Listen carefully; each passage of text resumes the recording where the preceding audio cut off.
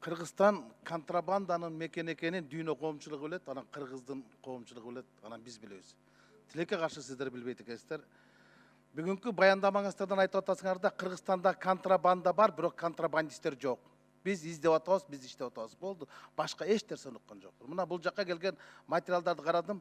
Башкы прокурордун орун басары Нурлан Дардаңов жазыптыр. 2017-2018, 2019 жылдын 1-чи жарылымында бир гана контрабанда боюнча кылмыш иши козголду. Ал дагы 2017 жылы 22 килограмм алтын менен Манас аэропортунан Бакыт уулу Нурис деген бала кармалып, УКМКга барып, анан жок болуп кетти. Айтып бериңизчи, ушул кылмыш иши эмне болгон?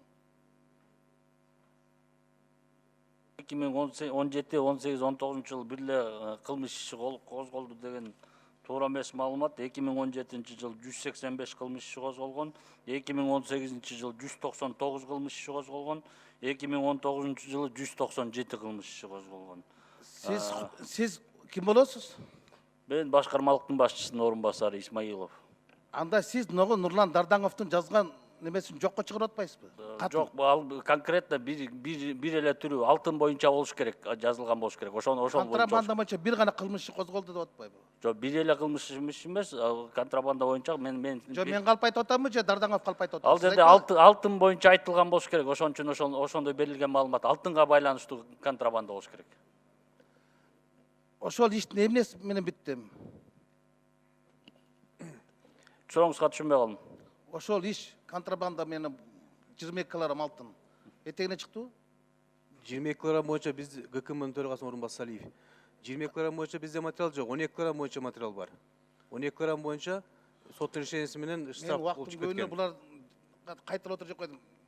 Меники токтотуп тургулачы убактымда, шуулдатпай. Токтойт, кошуп беребиз. Эй, Кошуп беребиз. тургуч алдар деген эмени? Сиз сүйлөгөн сайын убакыт кетип берет, кошуп беребиз. Эй деген сайын да эме шот жүрө берет. Берде минтип жазылып турат. УКМКнын зданиясына алып келинди. Ошол кезде УКМКнын башчысынын орун басар Б. Сүйүнбаев тарабынан УКМКнын сотрудник аркылуу чыгарып кеткен. Ошондон кийин 2 жылдан кийин силер розыск объявляйте. Ал факт боюнча военный прокуратура иш козголгон. По факту курасы боюнча. Дело военный прокуратурада. УКМК өзүңөр сыртка чыгарып качырып жиберип замы. Анан кийин кайта розыск объявить этесиңер. Анан ким ишенет? Розысты биз объявить эткен эмеспиз, военный прокуратура объявить эткен. Сиз кимсиз? ГКМнын төрагасынын 1-чи орун басары Салиев. Бул УКМКда ошол кезде Болот Сүйүнбаев чыгарып жүргөн деп атат. Факт болгон. Бул факт боюнча военный прокуратура укрывательство боюнча, злоупотреба боюнча иш козголгон. Дело военный прокуратурада. Сиз жакшы түшүнөсүз. Эми УКМКнын орун басары устный немеси менен чыгарып жиберди, кийин ал бала жок болуп кетиптир, анан кийин розыска бүйүт эткенде. Мына ушул да урууну 22 килограмм алтын менен кармап туруп кайта коюп берип жүрүп, розыска кыйкырып атпайсыңар. Туура, факт болгон. Факттын негизинде айтып атам, военный прокуратура иш козголгон.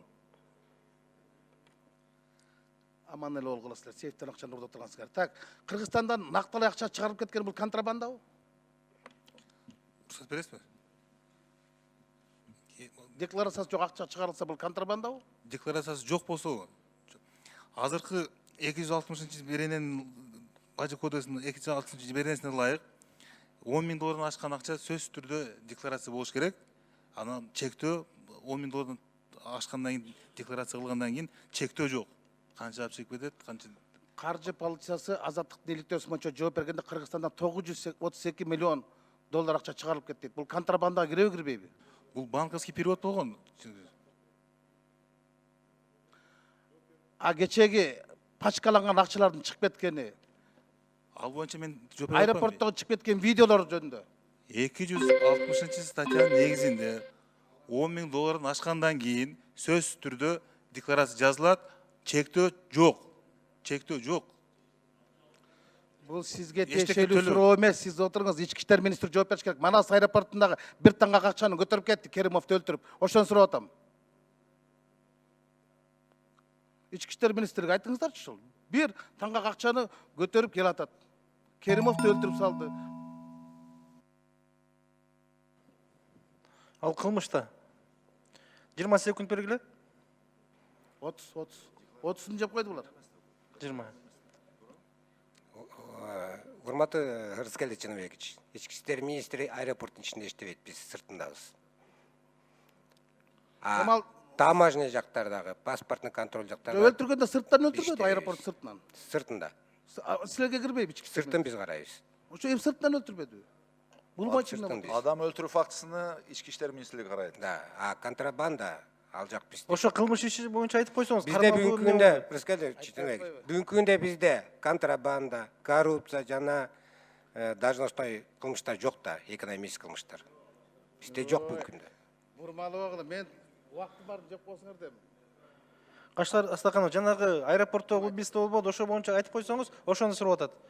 Убийство боюнча сурап атасызбы? Ооба. Ал убийство боюнча бүгүнкү күндө биз тергөө жүргүзүп атабыз. Өзүңүздөр билгендей, мен маалымат өткөндө бергенмин.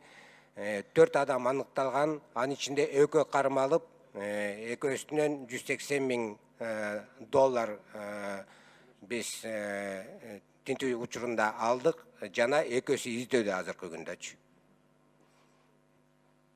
Акчалардын азыркы күндө тергөөнүн эмеси болгондуктан, купуя сыры болгондуктан каяктан экенин кийин айтып беребиз. Кийин укпайдыр акыбызга дейм. Деги жалпы кылмыштуулуктун айтчу, мына 100 миллион доллар менен Арпачиев кармалды, 14 жыл алды. 200 миллион менен Чалабаев кармалды, 5 жыл алды. $5,000 кылган УКМКнын немесине 50,000 сом штраф салдыңар дагы, Жусуп Иманалиев 3